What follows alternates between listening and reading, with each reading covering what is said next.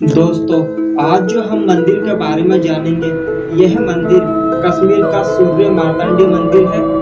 यह अपने समय में बहुत ही ज्यादा भव्य आकर्षित हुआ करता था। यह मंदिर बहुत ही ज्यादा खूबसूरत और सुंदर था, लेकिन जब जिहादियों की इस मंदिर पर नजर पड़ी तो देखिए इस मंदिर के साथ इन लोगों ने क्या क्या किया।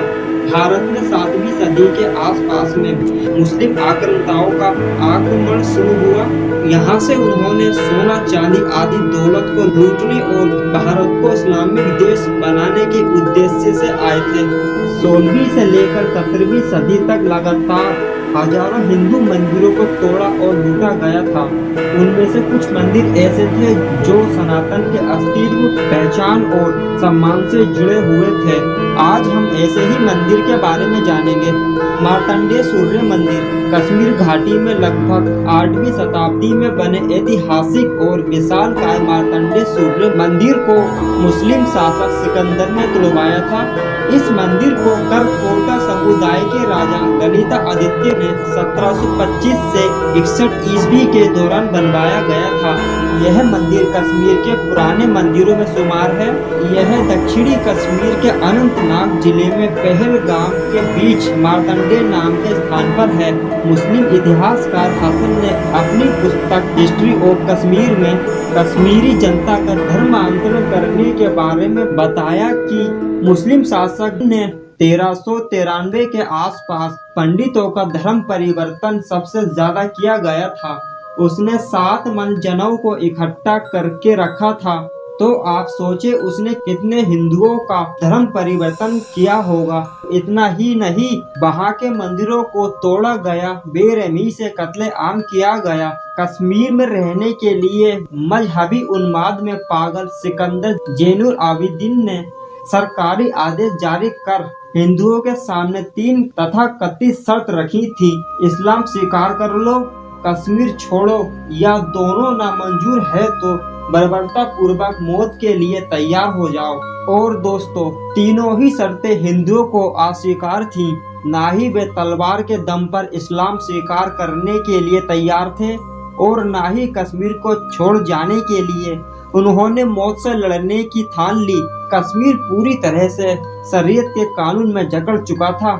यह वह समय था जब कश्मीर में कोई भी जगह, कस्बा, गांव, वन क्षेत्र नहीं बचा जहां देवी देवताओं के मंदिरों को ध्वस्त न किया गया हो। हजारों मंदिर तोड़े गए। मंदिर में स्थापित देवी देवताओं के अनादर से लेकर उन्होंने दरिया में फेंकने, जलाने, रौंदने, तोड़ने का यह क्रम जारी था। भारतीयता का गौरव गान करने वाली धरती सिकंदर के अत्याचार से कर्रा रही थी। कश्मीर में तलवार के दम पर इस्लाम का विस्तार किया जा रहा था। इन जुल्मों में हिंदू या तो इस्लाम में कन्वर्ट हो रहे थे या इस्लाम की तलवार के शिकार हो रहे थे। बहुतों ने डर से कश्मीर को छोड़ दिया तो अनेक हिंदू परिवार ने अपनी अस्मिता और धर्म की रक्षा हेतु प्राण त्यागना ही ठीक समझा। 1393 में सैयद मोहम्मद हमदानी अपने सैकड़ों साथियों के साथ कश्मीर आया। इन सबका बस एक ही मकसद था, कश्मीर को इस्लामिक बनाना। साम दाम दंड भेद का सहारा लेते हुए घाटी में इस्लामिक गतिविधियां तेज कर दी और बचे हुए हिंदुओं को जीने के अधिकार पर जजिया टैक्स देने का फरमान जारी किया। हिंदू त्योहारों पर बंदी से लगाई गई। ना तो वहाँ पर होली बनाई जाती थी, ना ही दिवाली बनाई जाती। इस्लामिक अत्याचार का यह अंत नहीं था। तलवार के दम पर वे जब भी चाहते थे किसी भी हिंदू के घर में घुस के दौलत लूटते थे और हिंदू महिलाओं को अपना शिकार बनाते थे, उनके साथ बलात्कार किया करते थे, उन्हें लूटी हुई वस्तु की तरह इस्तेमाल करते थे। बलात्कार की शिकार हुई हिंदू नारियों की चीखें घाटी में रुला रही थी। शरीर के भूखे भेड़िए कश्मीर को हरे झंडे में लाने के लिए यह सब कर रहे थे। यह सब सिकंदर के कहने पर हुआ। वो कहता था कि कश्मीर को अगर कभी कोई खतरा होगा तो वह हिंदुओं से ही होगा, इसलिए कोई भी चिन्ह यहाँ ना बचे।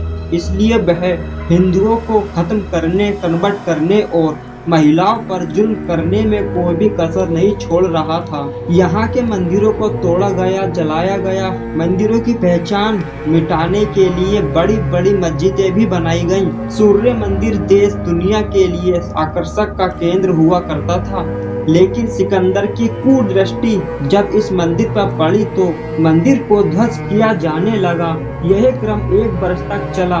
कला, संस्कृति और हिंदू अस्मिता के प्रतीक मंदिरों को लकड़ियों से भरकर जलाया गया।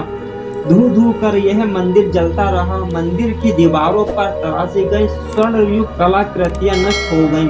मंदिर को बचाने के लिए जो भी आया उसका धड़ सिर से अलग किया गया। मंदिर के आसपास के गांवों को इस्लाम में कन्वर्ट करने का आदेश जारी किया।